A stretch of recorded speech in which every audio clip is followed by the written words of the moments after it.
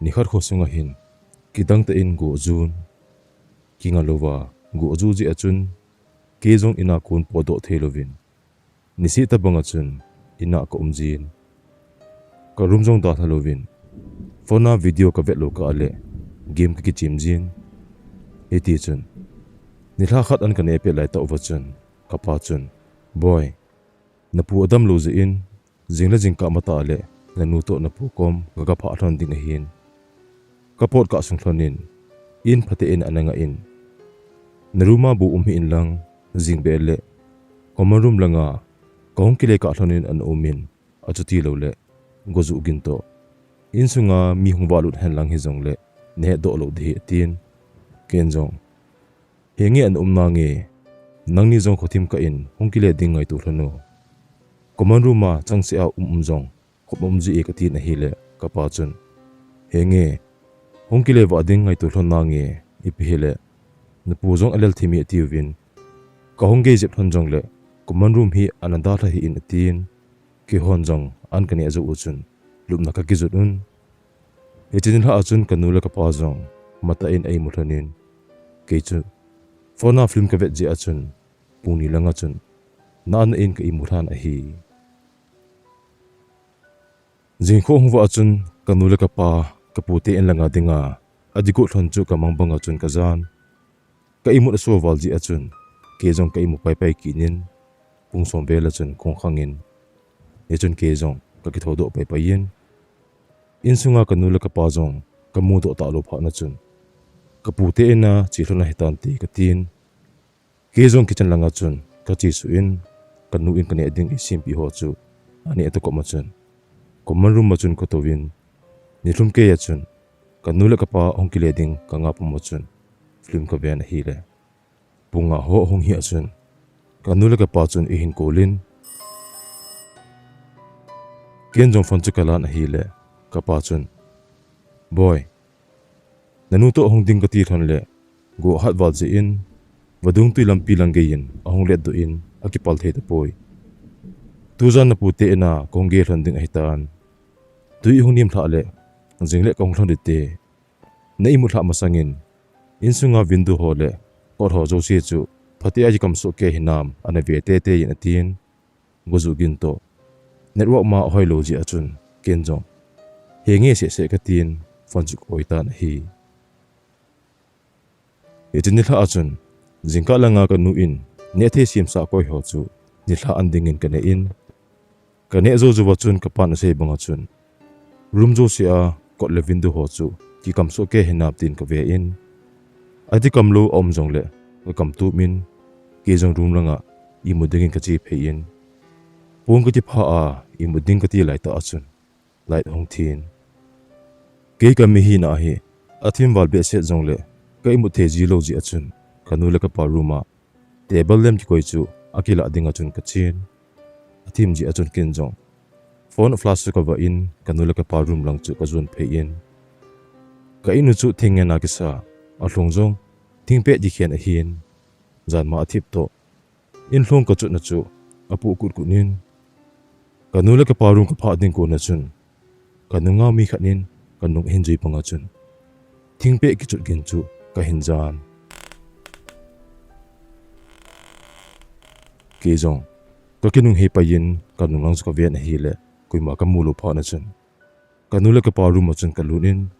table lem chu ka kila in ka room langa dinga chun kong kile kita na hi ken jong table lem ka wa puma chun phone film ka ve in guzu ji a sang phatia ka za the lo ji a chun headphone ka di bu in film chu ka ven ken jong film ka ve pe lai ta chun usagin khan hi ka hinjan ichi husagin ka hinja achun ken jong ka film vet na akon background sound he diam ka tin ima khosalo ta in film chu ka ve ki nin a hi le ichi husagin avela ka hinja ki phana chun ka film vet na akon a hi lo chu ka hin tan ichun ken jong ka headphone chu ka lado in chat lo ven ka omin husagin chu ka za ki nem tia ka ngai pe lai ta achun kanula ka pa room lang sanga ko na mi khat ke na lang sanga aung phei banga chun kenung gin chu ka hinjan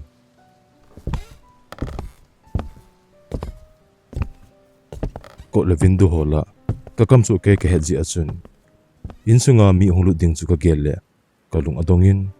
e chun kenjong gucha hi jong le ka ina honglu ta ji achun kenjong ki del pi chop ding ka tin ka table chunga glass bottle ki tung chu ka lan ka khot vi langa chun table lamp chu ka choin kejong kot ko ma chun ka dingin ka ruma honglu lu le table ma chu khole chela glass bottle chu khet pai ding ka tin kot ko ma chun ka changin langkhana iji kenung gin ka za chu ke room mangsanga ahung nei che che gin ka za a ka room kot ko ma hin pha achun ka room kot chu all in ahin son hongin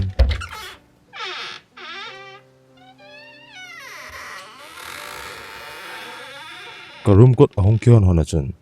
kenjong table lamp chu ka wa loi chalin glass bottle ka choi chu ka lamin khet pai ding ka ti le ka room pa ma koi ma ka mulu phana chun miem khat thilala hingal lo mi phet lo ka akisel manding chu ai thilo ding thil hi ji achun ka room pa ma koi ma ka mu do lo phana chun apet pe na chen ka pumpin ti za nan ka kithingin ka ulchi min e chup jengin hi echun ken jong kang chelin ko chu ka kha loi chelin lu na chunga ka to puma chun ko hin honga chu ko hediam ti aka gel lai pe ta chun innui lang common room langa ko na mi kha chu thia thu a ki na lang sanga hong thlai phegin chu ka hin jan ka na room hin pha chun ko chu pu la in ong ki son hongin echi achun ka room ma ya mi khat alim amel jong ki mu thelo apumpi avon sir khat ka room sunga ki na lang sanga ong thlai lu na ka kenga imat na room po langa muthim la achun e kai du in muthim no ya chun vo atan e von minit khat ta bang kinga lawa e vo jawa chun inoi langa chun pu the thui na thai su ki nin ke jong e vo na anat wanga ka ti ja ji achun ka ke thodu loi chelin room sunga table lem le glass bottle chu ka kila in inui langa chun ka lai su in evo pa chu ka hol tan room zo se chu bani chan ka holin a hin la koima kamudo pon window le kot ho akona zam do hitam ka ti jong le window le kot ho phatte a sunga akona atikam tu chet ki ji achun in sunga aum na lai ti chu ka hen a hin la in sunga phatte ka hola lumna nei ho ka vetna aning koi ka age ka vet zo nunga koima kamudo lo hel pha na chun ke jong lungdo ta le ti zata achun ka room sunga chun ka lutnin glass bottle chu ka khona ka choi puma chun lumna chunga chun ka ki jam ta na hi le ichi pet ta achun common room langa ko na pen gin ta bang kha chu ka hinjan ichi ka za achun ka ti za to pon chu ka khu khumin ka lum cha khe ta na hi le chongpat zo chun evo na chu ka lel wal je ham he man lo ka in kan na imprata na hi jingka khu hungwa achun gozu zong athip nai lo ji achun kanule ka pa ongkile the nai lo ding chu ka hen kin jong ni hla ka thil to chu mi mam thla ham ke the lo ji achun common room ma ka to puma chun ka lung ka gelin lung ka gel puma chun ka fona la ka ngai na hi le ka room sunga thil khat pola a hongin chu ka jan ichi ka za za achun kin jong kitchen a thi tul alien ta khat di koi chu ka la in ka room langa chun ka kal towin a hin la ima ka mu di ki lo pha na chun ken jong ka nu la ka pa chu phone ka bolin tuni be nong thon ta lo diam ka ti na hi le ka pan jong boy go ai ti ju jengin badung tuila alien che che jengin ipiti jong kong thon di tam kalung adong ye tin ken jong in sunga ka thil to ho chu ka pa ko ma se ding ka ti lai ta achun network ma ong chawain kyo thelo wa kom thon pha na chun phone chu ka koi ki ta na hi jingka an nelo ka hi ji achun ni thlang ko jin ma sanga chun an ka ki honin light ma hong nai lo ji achun hothi ma sangin an ka kini ado in ke jong room langa chun ka kal to win room sung ka ge achun ken jong power bank a ka phone charging ka bol puma chun video ka ve kitan ichi chunga chun headphone wang ka bu tapon ken jong film ka vet pet lai ta achun common room langa kona kichat ta husagin khachu ka hinjan ichi ka hinja achun ichi wang ni thama sa akon ka thil to hi mi mai ta poiti chu kitchen ten kaina do ta na hi ichun ke jong ka ti za ji achun lumna chunga chun ka kal do in pun ka thi hu hum cha khe ki ta na hi le ichi pe ta achun ka keng to langa ko na chun ka pun chu ong ki kai banga chun ka hin he in ichun ken jang gang chelin ka pun chu ka ho do loi chelin ka keng to lang chu ka ve loi chel ta na hi le ka keng to langa mi khat gang chela lumna to langa akisel loi chel chu ka hin mun ka ti za to ke jong ka peng in suna thi tul ki chana ko na kala pen chu lumna panga ka koi den hi ji achun ken jong thi tul chu kala loi chelin lumna noila chu ka mo jet le tan a hin la ka lumna noya koi ma omlo phana chun ken jong koi nahi ham gang chelin hilaya ko nin podo in ka ti na hi le ije pe ta achun ka lumna noya ko na chun nuikin khari ka hinjan langkhana table lem jong charging bolova ki ba wajing hiji achun battery chu ong thlomin lai chu ong nop chi che tan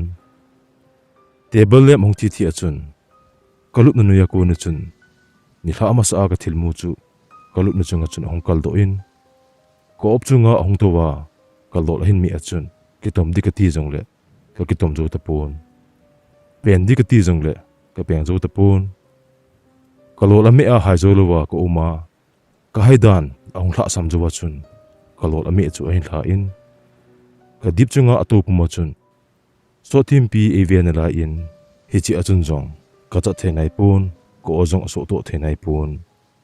chom khat jowa chun ko long phe in ko long phe to ki tu achun ka chunga ko nin amang tan hi ahung man chun ka hai jong anum hunin ko ojong ong so do in cha jong ka cha te pha na chun ken jong ka ti za na ka tho jo lo pha na chun kalum na ko na chun ka ki tho in inui langa chun ka thai su in kot pi lang chu ka del phe in polanga gola achun ka thai do pai pai in lampi ga langa chengte in ko chu ka beng tan ko ka be sunga chun ke jong ka kinung he in ka in lang uchu ka vian hi le ka in lang ka vet vet na chun ka inuwa ko na hichitila apumpi avum chun tula opuma ka inuwa ko na kom na lang sanga luhang ta a ong thai phi chu kamun ka kom en pha ding kon chen na chun kot ka be na teo chun kot hin hong chenun ke jong in sunga chun ka thai lut nin in sunga ka thil to ho chu ka seita na hi le ichi nei pan jong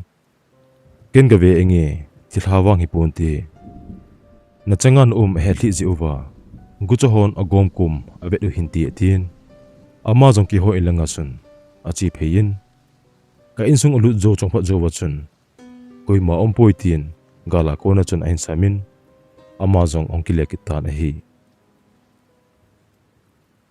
itinil ha chun ka inkeng te in nei pa chun ka in ko du chu phaten e kam tu pi in itinil ha chun ama ho ina e ki chol sa in jingkho hungwa achun kanula ka pa jong garilin achi ding om pha na chun ji gari achun ong jaw thonin wadung tuin achut na lampi chu ahin kal kai thonin in ong thun thona hin kanula ka pa in ong thuna ko chabi anati kama ina ka gelo he thona chun ama nin jong luhang ta achun in kol thonin ke jong agana thein in langa chun ka chi in ko chu ko hongin kanula ka pa ko ma ama ni imlo ka sunga ka thil to ho jo se chu ka se pi thonin jan khat evo na le kalol ke mi na ma jong chu ka ve sa thon ta na hi le ka pa chun lu hang thim ta chun ka se banga in nga lo ji le window ho le kon ho phati an kam lo ji a gucha na lu sa hi atin e pho kinin hi chun amanin jong in sunga ipi amang khadem tin ho thlonin ima amang amu than lo pha na chun ka pa alu hana jong ong ol jep ta na hi itinil ha achun ki hon jong an kani uvin light ma ahunai lo ji achun candle ka jiba un an kani azawa chun kin jong candle khat chu ka chi va in ka room langa chun ka chi pheta na hi le room ko lu zowa ka room sunga mi khat anadin ka nu hin an mumu achun amazon ka room achun ong thlai lunin koi ham num khompi chu tin e dongin ka room sung chu avelele in koi ma mu do lo pha na chun kanun jong ka tu se chu ata hi ding chu ain ta san panin a hi echinil ha achun kanula ka pa jong a imut no pet ta thona chun ka pa chu amai ong ki bengin akenga hong ki mana lupna chunga ko na ong ki kai tha achun aman jong room sunga koi ma amu lo ji achun ka tu se chu man jong ain ta sanin ni ji pe ta achun common room a ko na chun kagin khan hi kanula ka pa chun ain zalhonin amanin jong tisa pumpum machun aga velhoin a hi le common room a tu na chunga mi khat ana towa thlaseta a aka chu amulhon tan kanun jong pe pe na chun afan flash wa aloi chalin common room lang chu a ho in a hi le hi chu na chunga towa akap kap chu amani masang ta in amangin kagin jong chu athip chat jing tan a hi ajing ka achun kanula ka pan ina ko na chun ei puido in kosung hausa pu jong hi chilam panga thil hatei mi khat hi ji achun ama ko ma chun ka chi un kanula ka pan jong ama ni apo do sunga ko na ka thil to dan to ahong clear han jawa amanin a thil to han dan chu a sei han ta na hi le hausa pun jong tu chung gu zu chu mo go hi poi thilate huile go a ki chon wa hin a ki chon na wa thila kho si khat na chapa achang sia he ji a anoi si a ki bang pa kha hi olmo hi un a ki chon chai phat ule go jong thi min tin na su boi ta po vin ti ati pi ta na hi ita bang ma chun ni tha langa chun go zu jong ong thi min au sa pu na se banga chun ka in sung wa thil su jong ong thip tan a hin la go zu ni a ka thil to na akon tu ni chana go hong zu a lai hong thi po po le hong ki le ki ding ham tin ki cha ti za nan ka dim jin lai in a hi thusim a ki chai tai aban ananga ki ute